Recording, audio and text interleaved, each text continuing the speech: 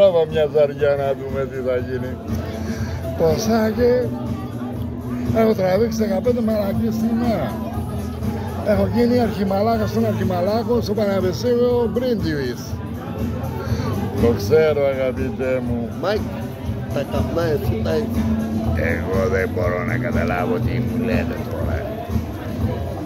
25 χρόνια είμαι φούρναρης, δεν μπορώ να κάνω μια πίτα με κόμενες μέσα. Εγώ νόμιζα να κάνεις καμιά πίπα. Παπ τα πίπα και κάνε τα κορνίζα ρε παιδί μου. Ο δικός σου δεν λέγεται. Η φωνή του Ψινάκη ήταν. Ποιος Ψινάκη? Ψινάκη. Κάνε λίγο το ρούβα.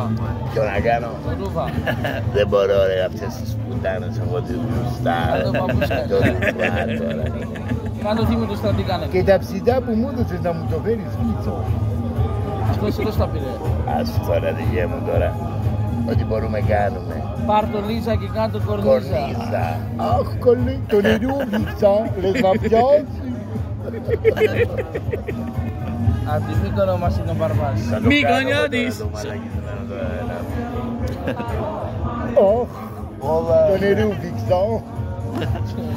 Καλέ η φίλη μου πήγε με το φίλο της. Και εκείνος ο ανέστητος έχει μέσα. Λες να πιάσει. Κατάλαβες. Μιτσάκο. Χαμογέλα δεν Κάνε μπορεί. δυο πούστιδες ρε παιδί μου και λέει στην καφετέρια σειρό. Χαμογέλα γιατί στεναχωριέται για σένα. Εγώ στεναχωριέμαι για αυτόν δεύτερο Red Bull είναι μάλλον. Να παίρνω ακόμα ένα τέτοιο ρε. Αυτό για να μην κοιμηθούμε. Εδώ το μορφό κοιμάσαι, το μορφάκι κοιμάσαι το κορίτσι. Σανέμ. Σανέμ. Merhaba.